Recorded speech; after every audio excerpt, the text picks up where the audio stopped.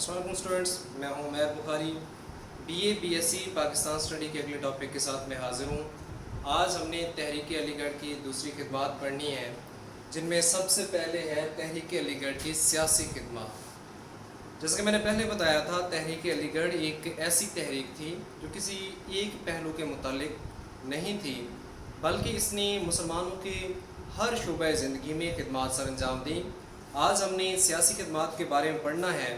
تحریک علی گڑھ وہ تحریک تھی جس نے سیاسی طور پر ہمیں پاکستان دیا۔ تو ان کی شروع سے اسٹرگل جو تھی اس کو ہم پڑھتے ہیں۔ وہ سب سے پہلے دو قومی نظریہ، جدید دور میں سب سے پہلے دو قومی نظریہ تحریک علی گڑھ کے بانی سر سید احمد خان نے ہی دیا۔ جب 1867 میں بنارس کے ہندوؤں نے اردو کے بجائے ہندی کے نفاذ کا مطالبہ کیا تو اس سے سر سید احمد خان بہت مایوس ہوئے اور انہوں نے کہا آج سے راہیں جدا ہیں۔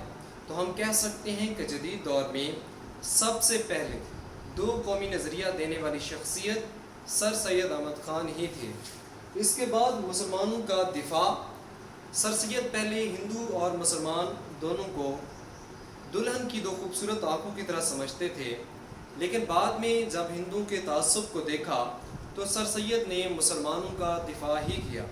بعد میں تحریک علی گڑھ نے سر سید کی وفات کے بعد ہی مسلمانوں کے حقوق کی جدوجہد کرتی رہی۔ اس کے بعد اگلی ہیڈنگ ہے رسالہ اسباب بغاوت ہند۔ یہ رسالہ ایسا رسالہ تھا جس کو ہم کہہ سکتے ہیں کہ بہت بڑی بہادری تھی۔ یہ وہ وقت تھا جب انگریزوں کے خلاف کوئی بھی آواز اٹھاتا یا کوئی بھی اعتراض کرتا تو اس کو مار دیا جاتا تھا، لیکن سر سید نے اس مشکل وقت میں یہ رسالہ لکھا جس میں انہوں نے اس جنگ جو 1857 کی جنگ تھی، کچھ لوگ اس کو جنگ آزادی اور کچھ غدر کہتے ہیں، یہاں کے لوگ اس کو جنگ آزادی جبکہ انگریز اور اس کے وفادار اس کو غدر کہتے تھے۔ اس غدر کی وجہ سر سید نے انگریزوں کو قرار دیا، ان کا مقامی لوگوں کے ساتھ جو ان کا بیہیو تھا، ان کا برتاؤ تھا، اس کو وجہ قرار دیا کہ ان کا انگریزوں کا جو رویہ تھا یہاں کے لوگوں کے ساتھ، اس کی وجہ سے یہ جنگ ہوتی ہے۔ اس کے علاوہ مسلمانوں کی سیاست سے علیحدگی۔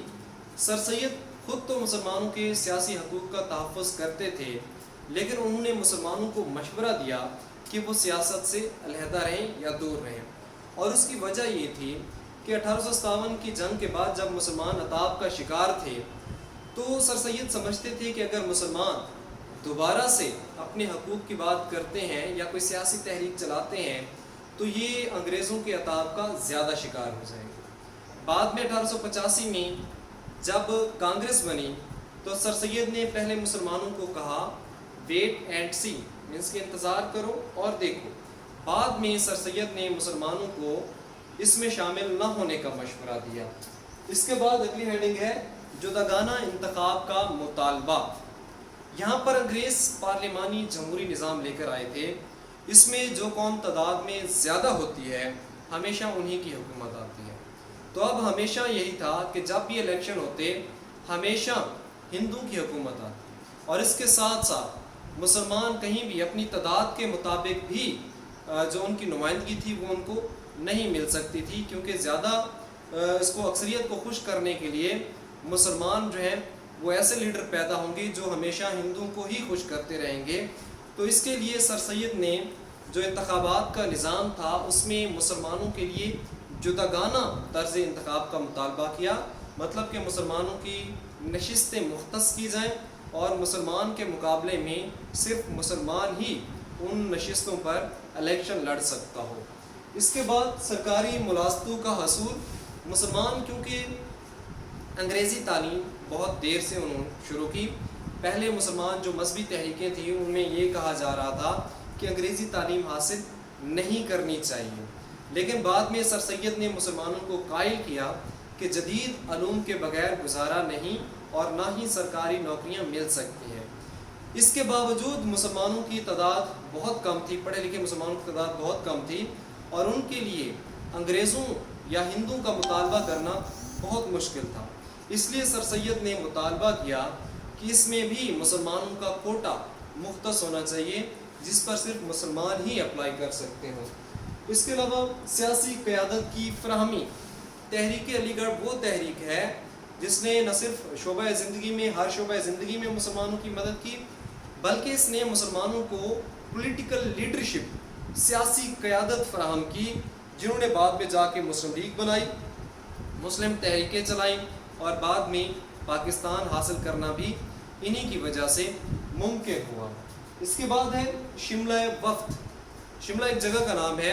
اس وقت لارڈ منٹو جو تھے وہ شملہ میں موجود تھے، تو مسلمان جو لیڈرز تھے ان کا ایک گروپ سر آغا خان کی قیادت میں شملہ گیا.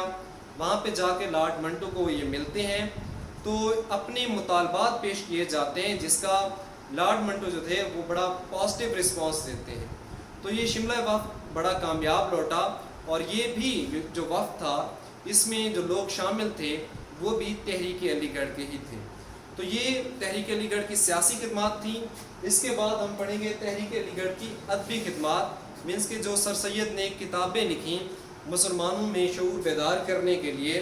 ان میں سب سے پہلے ہے اردو کا دفاع. یہ کتاب نہیں ہے، لیکن اردو کا دفاع سر سید نے کیا جب ہندو پوری کوشش کر رہے تھے اردو کے بجائے ہندی کو نافذ کرنے کے لیے. تو سر سید اور بعد میں ان کی تحریک علی گڑھ نے اردو ڈیفنس ایسوسی ایشن قائم کی. نواب محسن ملک نے اپنی پوری زندگی اردو کے دفاع کے لیے وقف کر دی. اس کے بعد ہے اصال الصنادید. یہ کتاب تھی دہلی کی پرانی عمارتوں کے بارے میں. یہ سر سید کی تصنیف بہت ہی عام تھی دہلی کے حوالے سے. اس کے علاوہ تاریخ سرکشی بجنور. سر سید جب جنگ ہوتی ہے اس وقت بجنور میں صدر امین کے عہدے پر فائز تھے، تو وہاں پر سر سید نے انگریزوں کی جانیں بھی بچائیں، مسلمانوں میں بھی وہ اپنا اثر و رسوخ رکھتے تھے. تو انہوں نے جنگ کیسے ہوئی، کیا اس وقت ماحول تھا، اس پر ایک کتاب لکھی جس کو تاریخ سرکشی بجنور کہا جاتا ہے. اس کے علاوہ آخر ان کی کتاب تھی خطبات احمدیہ. یہ کتاب میں نے جیسا کہ پہلے بھی بتایا تھا ایک انگریز مصنف جس نے حضرت محمد صلی اللہ علیہ وسلم کی زندگی پر اعتراضات کیے تھے، لائف آف محمد ایک کتاب لکھی تھی.